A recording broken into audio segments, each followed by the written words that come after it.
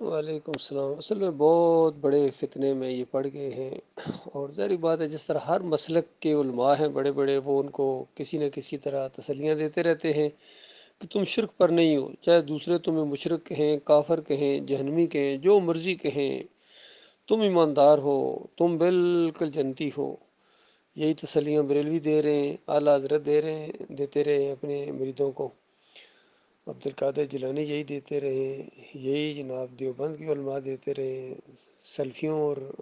حنبلیوں اور اہل حدیثوں کا تو کہنا ہے کہ وہ تو موحد اپنے آپ کو کہتے ہیں۔ یہ سب کچھ یہی کر رہے ہیں، بالکل وہی چیز اب محمد حنیف کے لوگ اپنی جماعت والوں کو دھوکہ دیتے ہوئے وہ کر رہے ہیں، اشاعت و توحید و سنت والے بھی یہی کرتے رہے کر رہے ہیں۔ تو یہ بہت بڑا فتنہ بن گیا، یہ پوری طرح ایک گروپ بن گیا ہے، پوری طرح مقلد، اندھا مقلد،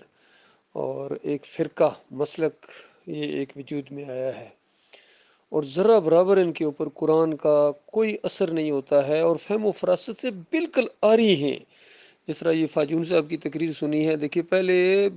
ایک ایک چیز کو بیان کر رہا ہے کہ اللہ کے حقوق میں، اختیارات میں کوئی شریک نہیں ہے، اور سجدہ صرف اللہ کا حق ہے،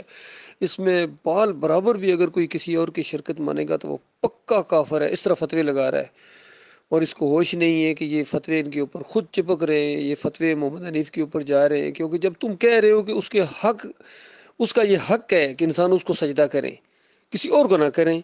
تو بتاؤ پھر یوسف علیہ السلام کو سجدہ کیوں ثابت کر رہے ہو؟ اتنی سادہ سی بات تمہاری سمجھ میں ہے، بالکل وہی ان کا ذہن ہے، ہر مشرک کا جس طرح ذہن ہوتا ہے۔ مشرکین مکہ کا سب سے بڑا جرم اور شرک یہی تھا، وہ کہتے تھے کہ اعلان کے ساتھ، بلکہ پکار پکار کر حج اور عمرے کے دوران، طواف کے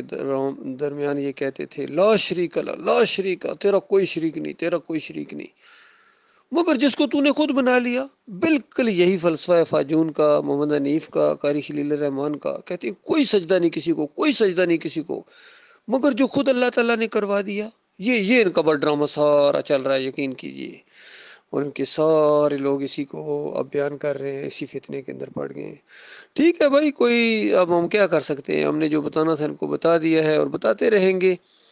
اور اب یہ جانے اور ان کا کام جانے، جو اس شرک پر مرے گا وہ آگ کے اندر اترتا چلا جائے گا۔ محمد حنیف وہاں پہلے سے موجود ہوگا، ایک دوسرے پر لعن طعن کریں گے، اور اس وقت ان کو پتہ چلے گا ہم ان لوگوں کے کتنے خیر خواہ تھے، اور کتنا ان کو موقع ملا تھا، لیکن انہوں نے ہر موقع کو ضائع کر دیا۔ اب اپنے اپنے نصیب کی بات ہے، ابھی ہم کچھ نہیں کر سکتے ہیں اس کے علاوہ۔